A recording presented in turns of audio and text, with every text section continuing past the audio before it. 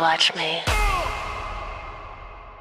Bonjour, bonsoir tout le monde. Je suis ravie de vous retrouver aujourd'hui pour un point donc sur le procès de Keffe D. Je vous préviens, ça va partir un petit peu dans tous les sens parce que au fur et à mesure en fait que je regarde ce procès, il y a des questions qui me viennent. Du coup, ça entraîne des fouilles. Mais ça m'amène du coup à des réponses, parce que quand je cherche, je trouve, et ça m'amène à d'autres questions. Et c'est en fait toute cette réflexion que je vais vous partager, notamment sur un personnage que je trouve de plus en plus louche, Reggie Wright Jr. Et je vais vous expliquer pourquoi tout ça c'est un petit peu louche, et vous faire part également de mes petites recherches, et qui peuvent donc peut-être vous donner un autre coup de projecteur sur nos personnages. Alors, on a eu une certaine Ingrid Stokes. Alors elle dit qu'elle était dans la voiture. Vous savez, les fameuses filles qui ont crié dans la rue et que c'est grâce à ça que Keffe D a entendu que Tupac était dans cette rue-là avec sa voiture et que donc ils ont fait demi-tour, lui et les trois autres, là, Orlando, DeAndre et je me souviens jamais du nom du troisième, enfin du quatrième du coup. Bref, c'est grâce aux cris des fans qui ont reconnu Tupac qu'ils ont donc pu faire demi-tour, suivre les cris et du coup assassiner Tupac. Alors, cette Ingrid dit qu'elle était donc dans la voiture des filles, mais qu'elles n'ont jamais crié. Rappelez-vous que la défense de l'avocat de Keffe D, c'est de soulever un doute raisonnable sur le fait que Keffe D n'était pas à Las Vegas ce jour-là, et que donc il n'a rien à voir avec la mort de Tupac, et qu'il s'est juste vanté de l'avoir fait, enfin d'avoir participé, histoire de se faire de l'oseille, hein. Ni plus ni moins. Donc là, carrément, pour l'avocat de Keffe D n'a jamais été là, on s'en fout de ce qu'il a pu raconter, il l'a fait pour l'argent. Bon bah là déjà, la femme, ce qu'elle raconte, c'est quelque chose qui est différent de ce qu'on a toujours entendu. Ce soir-là, elle se trouve à Las Vegas dans une Chrysler Sebring décapotable avec 3 amis, et que comme elle vient aussi de Los Angeles, elle connaissait donc Suge Knight, elle l'a vu, et que c'est parce qu'elle l'a reconnu qu'elle et ses amis ont décidé de suivre la voiture jusqu'au club où ils se rendaient, donc le 662. Et elle s'est retrouvée justement avec ses copines juste derrière Tupac et Suge Knight, selon elle, au feu rouge sur Flamingo Road au moment précis où la Cadillac blanche, où il y avait donc Keffe D et toute la clique, qui a surgi et que la fusillade a éclaté. Alors en quoi donc ce témoignage, c'est une bénédiction pour la défense de Keffe D ? Parce que ça jette encore un doute sur l'implication de Keffe D, puisque lui, il a raconté une scène qui n'est pas du tout la même. Et même d'ailleurs, la version qu'on connaissait tous jusque-là, c'est pas la même. Elles n'ont jamais crié. Donc s'il n'y a pas eu de cri, comment Keffe D a pu entendre les filles et savoir donc que Tupac se tenait là et donc faire demi-tour pour lui tirer dessus. Donc déjà voilà, ce témoignage-là, il fragilise le récit. Ensuite, on a eu le premier officier de la police de Las Vegas arrivé sur la scène, c'est donc Gary Dale, ainsi que le détective Dean O'Kelly. Ils ont décrit une scène de crime polluée et chaotique, et O'Kelly avoue avoir dû utiliser de simples cônes de chantier pour protéger les douilles au milieu de la rue. Ça a été fait n'importe comment. L'utilité pour la défense, alors là, en l'occurrence, Mike Sanft, l'avocat de Keffe D, il s'est engouffré en fait dans ces témoignages pour montrer le manque total de rigueur technique de la police locale dès les premières minutes de l'enquête en 96. Donc s'ils n'ont même pas été foutus de bien boucler, sécuriser le périmètre de la scène de crime, quoi. Enfin là on a retrouvé Tupac et tout. Qu'est-ce que ça donne la suite, quoi? Vous voyez ce que je veux dire? Donc pas d'empreinte exploitable, pas d'ADN et des preuves mal protégées. Le flic qui est arrivé là, il est à la retraite maintenant, Gary Dale, lui il a dit quelque chose qu'on n'avait jamais entendu non plus, que quand il s'est approché de Tupac, il lui a dit en gros dis-moi qui t'a fait ça. Tupac lui aurait répondu on s'en chargera. Moi, j'avais toujours entendu que Tupac, sa dernière phrase avait été je n'arrive plus à respirer. Là, elle lui aurait dit on s'en chargera, donc la preuve que Tupac garderait ce secret pour lui et qu'il s'en chargerait lui-même, quoi. La police, on vous parle pas à vous. Bon. Ensuite, on a eu le docteur Lisa Gavin, médecin légiste. Alors, elle donne des détails graphiques qui sont pas vraiment intéressants parce qu'on le savait déjà, hein. Donc oui, Tupac, il s'est pris plusieurs balles, il a fini par en mourir. Mais là, il s'agissait ici pour l'État de poser les bases légales du procès, donc prouver l'homicide, même si personne ne conteste la mort de Tupac. Mais c'est juste voilà, pour rappeler, prouver, démontrer que il s'agit bien d'un meurtre. Voilà l'utilité de cette intervenante. Ensuite, parlons des enquêteurs Brent Baker et Fred Miller. Ce sont des détectives à la retraite et ils ont témoigné sur les ramifications des gangs californiens à Las Vegas. Fred Miller, qui gérait les dossiers des Crips, donc le gang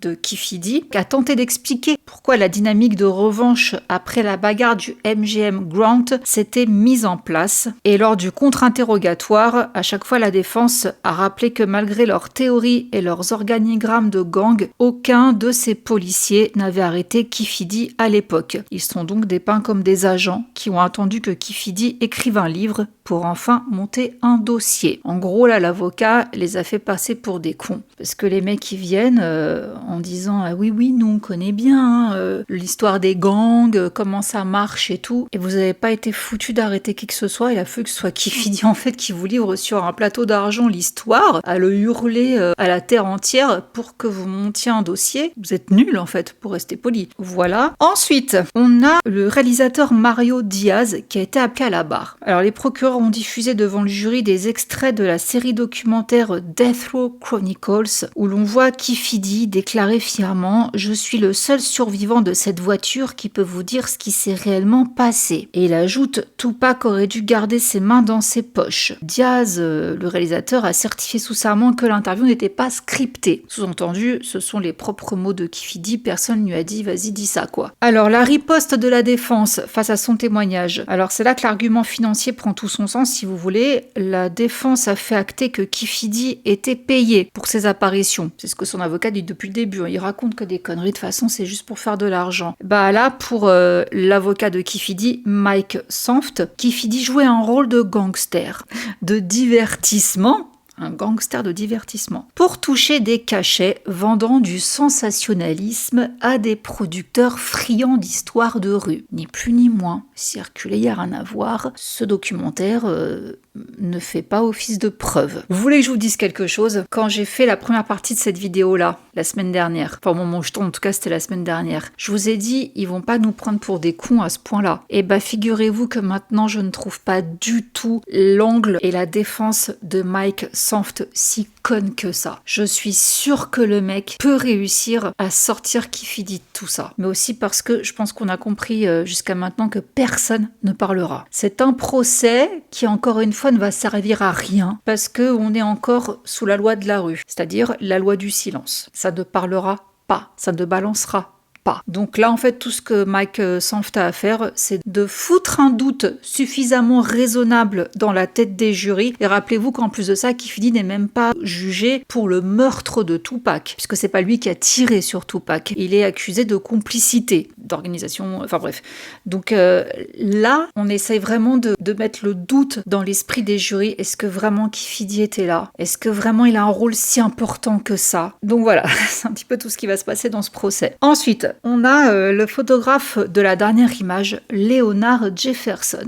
Alors lui, c'est un témoin oculaire de dernière minute. C'est lui qui a pris la toute dernière photo célèbre de Tupac vivant dans la BMW noire aux côtés de Suge Knight, juste avant le drame. Alors lui, il explique qu'il s'était arrêté au feu à côté d'eux. Il avait échangé brièvement avec Tupac qu'il avait invité au club 662 et il a alors sorti son appareil photo et quelques instants plus tard, alors qu'il passait un coup de fil, il a entendu les détonations. Il a décrit la panique, Suge Knight sortant de la voiture en hurlant « Mon pote Pac s'est fait tirer dessus » et les policiers à vélo qui tentaient de contrôler la situation. Voilà, donc en substance, l'accusation se repose presque exclusivement en fait sur l'ego de Kifidi et sa grande bouche, ses interviews payées, ses vidéos, là le documentaire BET et son livre. Donc pour eux, c'est sa propre bouche en fait qui le condamne. Et pour la défense, en fait, elle essaye de démontrer que l'enquête policière est une honte sans nom, une honte historique, que les récits ont été pollués, comme le montre Ingrid Stokes,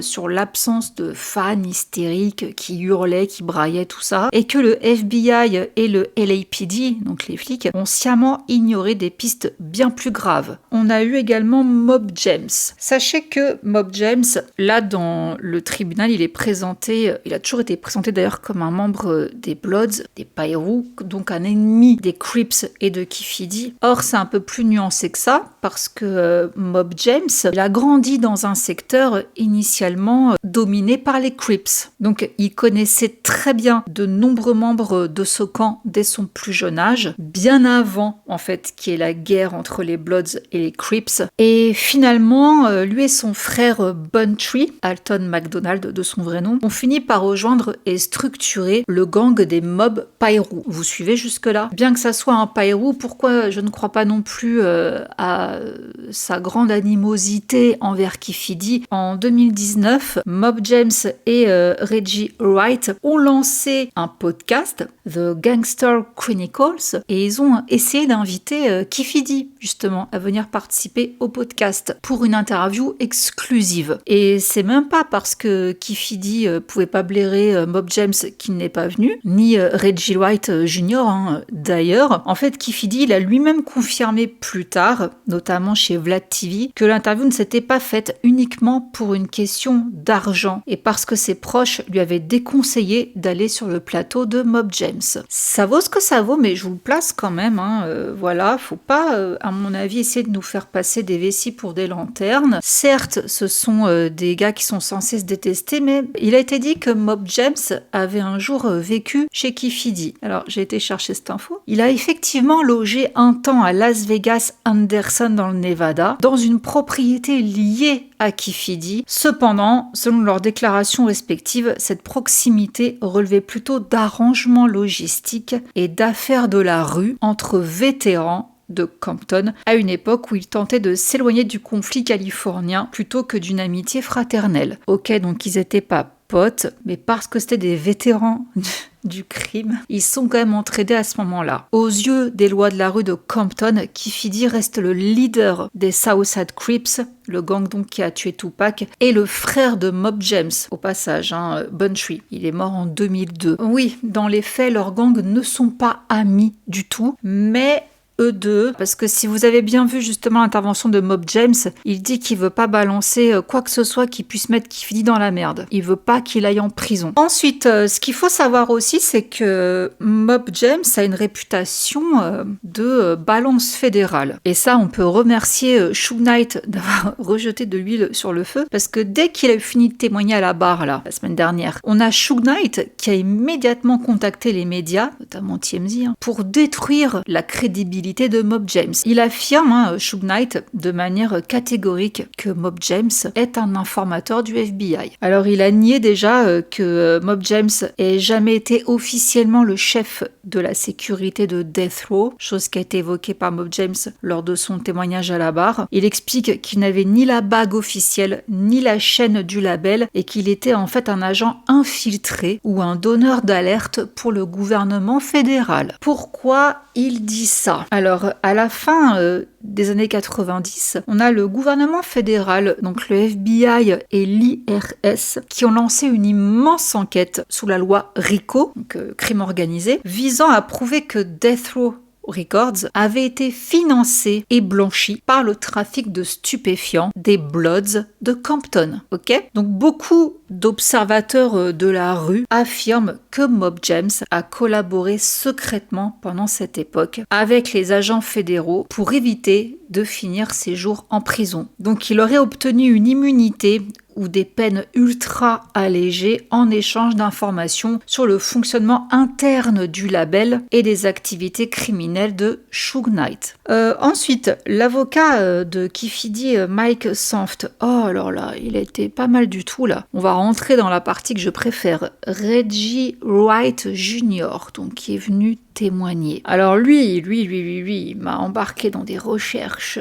Apparemment, il a ignoré un ordre de Suge Knight. C'est ce truc-là que l'avocat a souligné, que j'ai dit, attends quoi? On a l'avocat de Keffe D, Mike Sanft, qui a mis Reggie Wright Jr. face à ses contradictions en lui rappelant l'ordre direct de Suge Knight d'envoyer 5 agents de sécurité au MGM Grand juste après le combat de Mike Tyson. Et Reggie ne l'a pas fait. Alors son excuse, c'était le club 662. Comme le notaient déjà les regrettés Frank Alexander et Mike Michael Moore, les gardes du corps de Tupac, Reggie a préféré centraliser la sécurité au club 662, un endroit qu'il gérait, mais qui laissait Tupac et Suge Knight totalement vulnérables sur la route. Et par ailleurs, il n'a pas non plus armé les gardes sous prétexte de la loi du Nevada, et il a ignoré les consignes. De ce fait, en fait, le gars a laissé un boulevard, si vous voulez, pour que la fusillade ait lieu. Autre chose aussi que justement l'avocat de Keffe D a noté, ce sont les mensonges de Reggie White Jr. Pendant des années, Reggie a nié sur sa chaîne YouTube avoir poussé Keffe D à s'exposer médiatiquement. Mais il a bel et bien coaché Keffe D sur la façon de monétiser son histoire, allant jusqu'à lui lister les grilles de tarifs des médias, comme des chaînes YouTube, Vlad TV, etc. Il avait un enregistrement. Donc déjà là-dessus, Reggie White était un peu grillé. Et ça, si vous voulez, ça plaît pas trop parce que ça ouvre la piste de l'auto-incrimination. À savoir qu'en poussant Keffe D à multiplier les interviews pour de l'argent, Reggie savait pertinemment que Keffe D finirait par dire des détails qui violeraient son accord avec les fédéraux. Rappelez-vous que les fédéraux en 2008 lui ont dit « Je te donne l'immunité là dans ce bureau, raconte-moi tout ce que tu sais ». Et lui, il a cru que c'était une immunité à vie. Donc il a parlé, voilà. Là, il est en train de montrer, si vous voulez, l'avocat, que Reggie White l'a un peu poussé, grâce à l'appât du gain, à parler,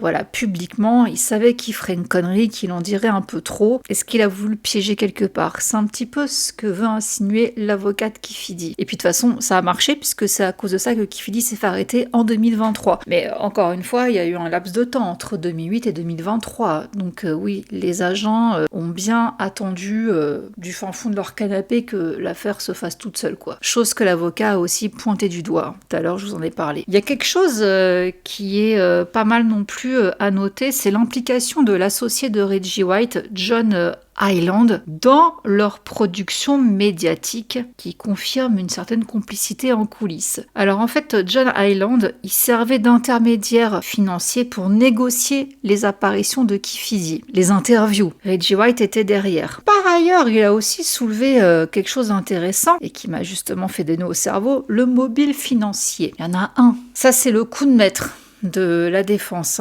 lors du procès. On a donc l'avocat de Keffe D, Mike Sanft, qui a exposé le conflit d'intérêts massif de Reggie White Jr. Je vous explique. En 96, Death Row Records était une machine à pognon estimée à 500 millions de dollars. Suge Knight était alors en liberté conditionnelle, en probation, donc s'il commettait le moindre faux pas violent, il retournait à la case prison. Mais comme il a participé au tabassage d'Orlando Anderson dans le MGM, du coup là il est retourné en prison. Donc Tupac mort, Suge Knight en prison, qui a pris le contrôle opérationnel total du label en tant que general manager, Reggie White Jr. Et donc la défense a clairement suggéré au jury que Reggie White avait tout intérêt à ce que Suge fasse une erreur ce soir-là pour récupérer les clés de l'Empire. Parce qu'en fait, du coup, Reggie n'est pas intervenu... il a rien fait pour calmer les choses en tant quand même que chef de la sécu de Suge Knight. Il n'a pas empêché cette bagarre. Autre chose aussi qu'il faut noter, là c'est toute une affaire. Si vous avez vu justement l'intervention, le témoignage de Reggie White Jr., mais si également vous connaissez un peu son histoire, comme il le rapporte, il est fils de policier. Et Reggie White Senior, le père de Reggie White Jr., est l'un des personnages les plus influents des coulisses de Compton. Son rôle de lieutenant à la tête de la brigade anti-gang du Compton Police Department, le CPD, a créé un conflit d'intérêts massif et systémique utilisé par la défense pendant donc le procès de Keffe D pour jeter le doute sur toute l'enquête entourant la mort de Tupac. L'avocat de Keffe D, Mike Sanft, a directement ciblé la relation père-fils pour exposer comment la police de Compton et le label Death Row Records étaient intimement liés. D'où, notamment déjà parce que Reggie White c'est le fils de son père, et aussi parce que Reggie White, il a été un temps flic, mais après il a ouvert une boîte de sécurité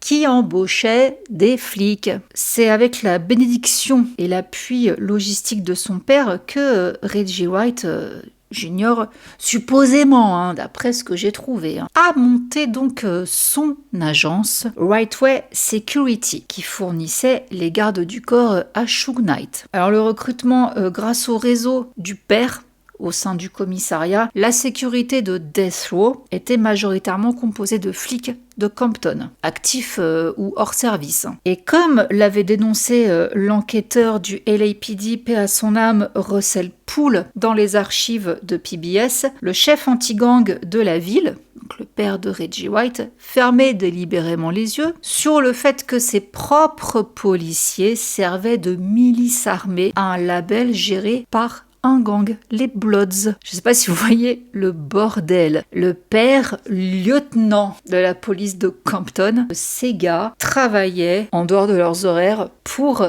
le label d'un gars où il y avait un gang en fait. Gang que tous ces flics-là étaient censés surveiller et foutre en tôle pour telle et telle infraction, délit, bref quoi, vous avez compris, le bordel. Encore une fois, Russell Poole. Et alors écoutez, je suis tombée par hasard sur une pub. Je ne savais même pas qu'il y avait eu un film sur lui avec Johnny Depp. C'est lui donc qui fait le rôle de Russell Poole, si j'ai bien compris la bande-annonce, et avec Forest Whitaker. Je pense que ces deux-là réunis, ça doit être une bombe le film. Je sais pas du coup si c'est très fidèle parce que je l'ai pas vu. C'est sur la mort de Notorious Big, forcément, puisque Russell Poole était chargé de trouver le tueur de Notorious, de Biggie. Donc ce film-là me fait grandement envie, si comme vous êtes passé à côté. Donc justement, rappelez-vous, je l'avais dit que Russell Poole, pour lui, en fait, le meurtre de Biggie, c'était des flics corrompus.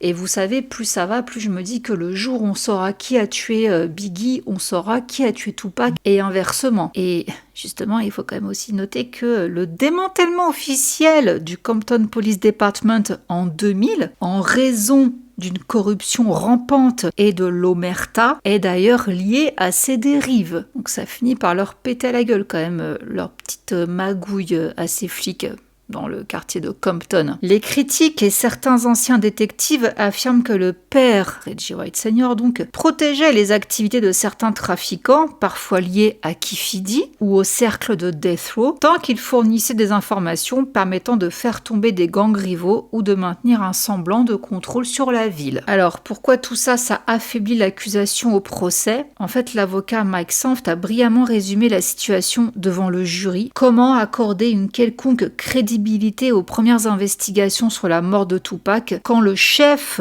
de la sécurité du label, donc Reggie White Jr., et le chef de la police locale chargé de surveiller ces mêmes gangs, Reggie White Sr., dînaient à la même table et protégeaient le même empire financier. Cette collusion familiale a permis d'étouffer de nombreuses pistes dès 1996, protégeant ainsi les intérêts financiers de Death Row au détriment de la vérité sur l'assassinat. Supposition, mais grosse supposition. Ensuite, alors là, un scoop également que je voudrais vous apprendre parce que moi en tout cas je l'ai appris, pour ceux qui ne savaient pas. On a justement le témoignage de l'agent du FBI Wade Lee qui a confirmé qu'un premier accord, un proffer, existait dès juillet 98, donc 2 ans après la mort de Tupac. Même pas. Alors ce que Kifidi a déclaré en plus en 98, il a balancé Reggie White Jr. en expliquant qu'il gérait le trafic de drogue du côté nord de Compton, mais il a orienté le FBI vers une implication directe de Reggie White Jr. et de policiers corrompus du Compton PD dans l'assassinat de Tupac. Voilà ce qu'il avait balancé en 98 aux fédéraux. Alors pourquoi c'est capital? Parce que si Kifidi disait vrai en 98, ça signifie que toute l'histoire officielle du simple conflit de gang après le combat de Mike Tyson, en fait c'est un écran de fumée. Ça accrédite la thèse d'un coup monté en interne chez Death Row avec la complicité de la police locale pour éliminer Tupac. Ça montre que les autorités savaient parfaitement ce qui s'était passé en septembre 96, mais qu'il y avait une volonté politique ou institutionnelle de ne jamais poursuivre les véritables cerveaux en col blanc ou en uniforme. Autre chose aussi, le passage à la barre de l'ancien détective du LAPD Darren Dupuis. Il a frôlé le ridicule sous les questions des jurés et de la défense. On a un jury qui a posé la question fatidique. Si vous aviez le coupable Kifidi entre les mains qui confessait sa participation en 2008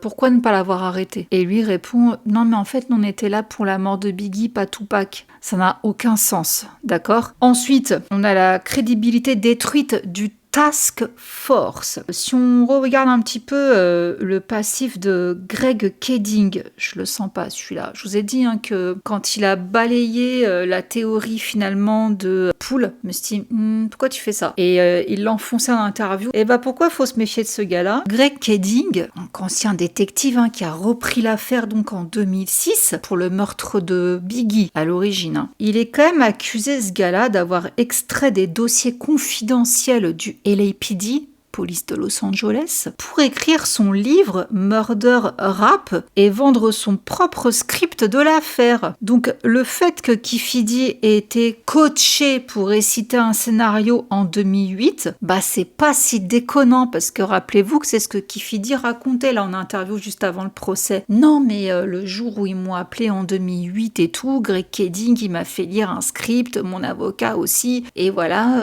tout ça, c'était pas la vérité, c'est pas comme ça que Tupac est mort. Enfin, en gros, j'étais pas là, moi, de toute façon, j'étais pas à Las Vegas. Donc, c'est que des conneries. J'ai dit ça pour leur faire plaisir et pour rentrer chez moi. Vous vous rappelez? Bon, du coup, effectivement, pourquoi il n'a pas donné la même version Keffe D qu'en 98? Là, ça n'a rien à voir. Il ne parlait plus du tout en 2008 de l'implication potentielle de Reggie White Jr. Il ne parlait plus du tout d'un conflit interne chez Death Row, de la police mêlée. Le jour et la nuit, le témoignage. Bizarre. Donc, on peut se dire que Keffe D cherchait simplement à éviter une lourde peine de prison pour trafic de drogue en donnant au policier le coupable idéal qu'il voulait, à savoir son neveu Orlando Anderson, déjà mort en 2008. Et oui, parce que du coup, je vous avais dit que Greg Keding lui avait dit voilà, j'ai de quoi te faire coffrer, donc maintenant tu me donnes la vérité. Peut-être que pour pas trop encore en dire, il a balancé son neveu qui était mort. Il risquait plus rien. Alors, ce que ça veut dire pour la suite du procès, si la défense parvient à faire citer Greg Keding à la barre ou à démontrer de manière flagrante que cet enregistrement de 2008 était un script pré-rédigé pour clore l'affaire de manière superficielle, le château de cartes de l'accusation va s'effondrer. Les jurés verront que Keffe D a été manipulé par des policiers en disgrâce et qu'en face, des personnages comme Reggie White Jr. ont été protégés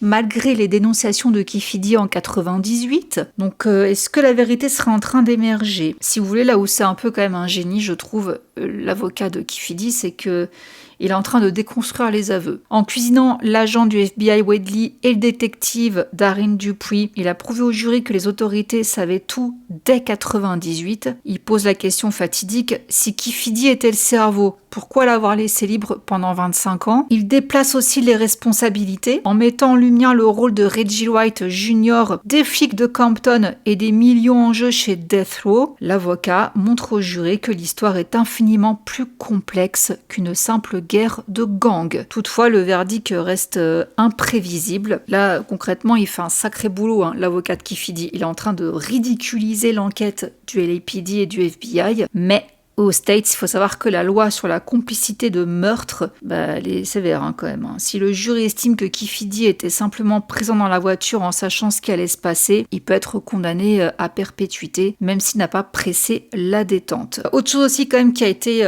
évoquée, c'est Diddy. Alors, c'est l'élément le plus explosif des bandes audio de 2008, quand Keffe D parlait avec les agents fédéraux, là. Donc ça a été diffusé devant le jury par les procureurs. On y entend distinctement Keffe D affirmait sous serment que Sean Diddy Combs, alors patron de Bad Boy Records, avait offert une prime d'1 million de dollars pour éliminer Tupac et Suge Knight. Bon, même si Diddy a toujours nié et n'est pas inculpé dans cette affaire, le fait que le jury entende cette accusation financière directe montre que le mobile dépasse la simple bagarre du couloir du MGM Grand. Mais pour moi, cette histoire, elle est complètement secondaire. Plus ça va, moins je crois que P. Diddy, c'est pas du tout son offre en fait qui a eu un rôle dans cette histoire. Alors ensuite, il y a un autre membre des Southside Crips qui est venu, c'est Devonta Lee, qui a été forcé de témoigner. Alors il a confirmé toute l'infrastructure du gang à l'époque et la haine féroce envers Death Row, mais le fait qu'il vienne à la barre uniquement sous la contrainte d'une menace de prison montre à quel point l'omerta des Crips est toujours vivace 30 ans après.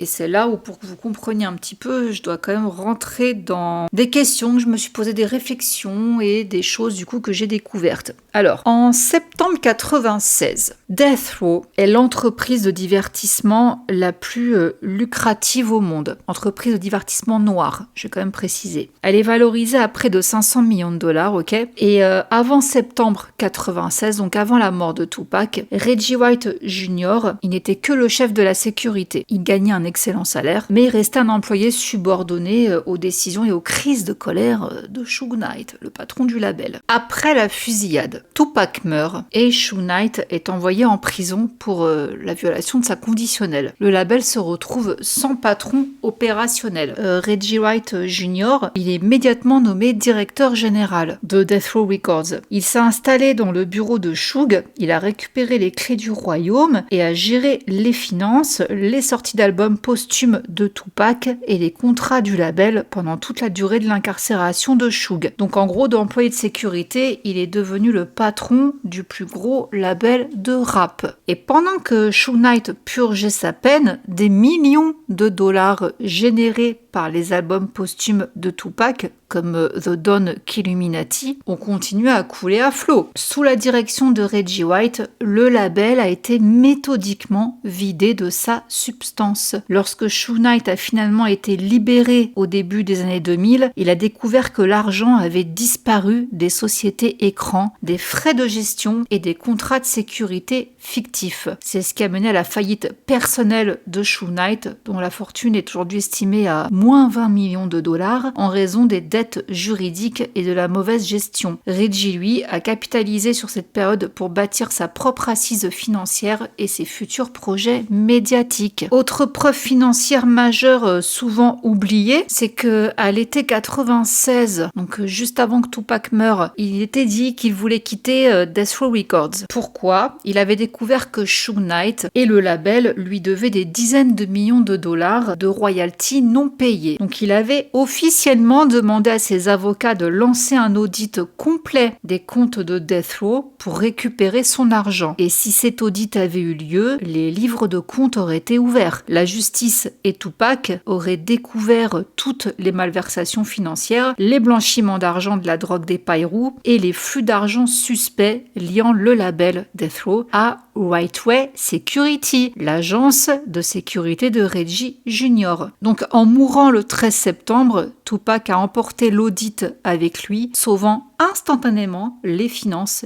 et les secrets de ceux qui géraient le label en coulisses. Et pour ceux qui se demandent si à cause de ça justement ça serait Suge Knight qui aurait fait tuer Tupac et du coup pourquoi il aurait fait tuer sa poule aux œufs d'or alors qu'il avait les moyens de payer ce que Tupac lui réclamait vu que le label pesait 500 millions de dollars. Oui et non. En fait, malgré sa valeur théorique de 500 millions de dollars, le label souffrait d'une crise de liquidité massive et d'un système de blanchiment d'argent qui rendait l'audit que réclamait Tupac mortel pour Suge Knight et pour Reggie White Jr. Donc l'argument du il pouvait le payer, en fait ça passe pas. En fait la valeur de 500 millions de dollars, ça représentait le catalogue musical, les contrats, les studios et le potentiel commercial futur du label. Mais en réalité, le compte en banque de Death Row était vidé en permanence par le train de vie pharaonique de Suge Knight. Il achetait le gars des dizaines de voitures de sport, des villas, des bijoux et par le financement occulte de son gang, les Mob Payrou. Donc Suge n'avait tout simplement pas les dizaines de millions de dollars en cash nécessaires pour payer Tupac immédiatement ses royalties. Et encore une fois, si l'audit de Tupac avait eu lieu, les comptables n'auraient pas seulement cherché de l'argent manquant, ils auraient analysé chaque ligne de transaction et ils auraient vu quoi ? Que les livres de compte montraient que l'argent des ventes de disques de Tupac servait à financer directement le trafic de drogue et d'armes des Bloods à Compton. Pour Suge Knight, l'ouverture de ses comptes signifiait une enquête fédérale immédiate pour blanchiment d'argent et crime organisé, la loi RICO. Donc c'était plus une question de dette financière, mais une question de passer le reste de sa vie en tôle. Donc tuer Tupac devenait, dans une certaine logique criminelle, une option pour masquer le gouffre financier. Ça c'est pour ceux qui croient en la théorie que Suge Knight aurait donc fait tuer Tupac. Mais pourquoi l'audit financier était aussi une menace, une sentence de mort pour Reggie White Jr.? Parce que cet audit visait pas que Suge Knight, mais aussi tous ces intermédiaires. Donc le financement, comme je vous le disais, de Rightway Security, l'agence de sécurité de Reggie White, qui était payée directement par Death Row avec des sommes astronomiques et injustifiées. Donc l'audit aurait mis en lumière que l'argent de Tupac servait à payer des policiers corrompus du Compton Police Department, à savoir donc les employés de Reggie White Jr. et de son père, Reggie White Sr., lieutenant. Donc là, on aurait exposé la corruption familiale. Si un juge fédéral avait mis son nez dans les flux d'argent liant Death Row, Reggie White Jr. et le lieutenant Reggie White Sr., c'est tout le système de corruption de la police de Compton qui s'effondrait. Reggie White Jr. et son père risquaient la prison au même titre que Suge Knight. Donc en gros, si vous voulez, dans les théories, il y avait un intérêt commun à faire taire Tupac, qu'il s'agisse de Suge Knight pour protéger son gang et éviter la prison, ou de Reggie White Jr. pour protéger son business de sécurité et la carrière de son père policier. L'audit de Tupac, c'était une bombe à retardement pour tout l'écosystème de Death Row. Donc l'une des théories qui se pose, c'est l'implication de Reggie White. Alors on va pas dire qu'il a tout orchestré parce que c'était pas possible. Orlando était vraiment au MGM ce jour-là, Tupac lui a vraiment tapé dessus et tout, mais ça aurait pu être justement une opportunité en or pour Reggie White, qui donc aurait compris que ça allait partir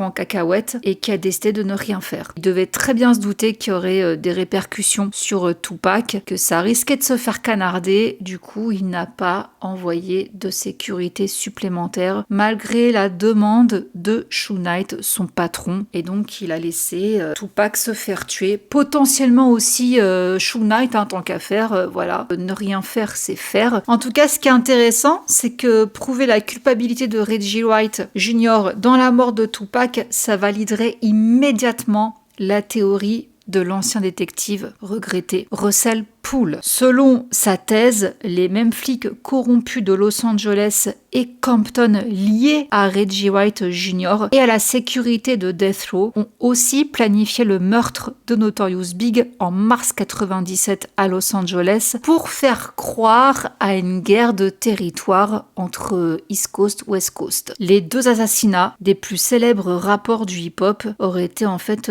des opérations de nettoyage financier interne.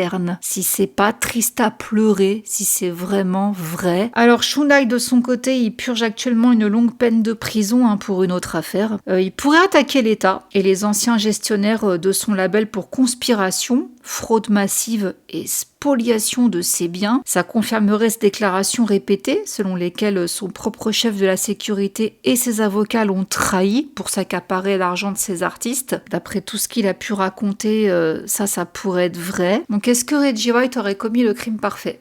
C'est une grande question. En tout cas, je pense qu'on assiste à un très gros procès, peut-être le procès du siècle, mais pas de la bonne personne. Donc là, l'avocat de Keffe D, il est en train d'essayer en tout cas de faire un coup de maître. Il est en train de transformer le procès de son client en procès de la corruption de Death Row et de la police de Compton. Keffe D apparaît presque comme un vieil homme dépassé par les événements, tandis que l'ombre de Reggie White Jr. plane sur la salle d'audience comme celle du véritable bénéficiaire de cette tragédie. Car il arrivait en plus au début, il a témoigné au début. Je me suis demandé si c'était une stratégie de génie ou pas, mais oui, parce qu'en fait, quelque part, il a planté le décor direct. Donc voilà, écoutez, pour aujourd'hui, où on en est. Je vous ai beaucoup partagé mes réflexions et tout ce que j'ai trouvé. J'espère vraiment du coup que cette vidéo, au-delà de vous avoir fait un update sur le procès, vous aura apporté pas mal d'informations. Vous pourrez même aller vous renseigner plus de votre côté si ça vous intéresse. Donc c'est très intéressant. Et surtout, ça complexifie encore plus l'affaire. N'hésitez pas à me donner vos avis, vos réflexions, tout ça. Je vous laisse là et je vous dis à très vite.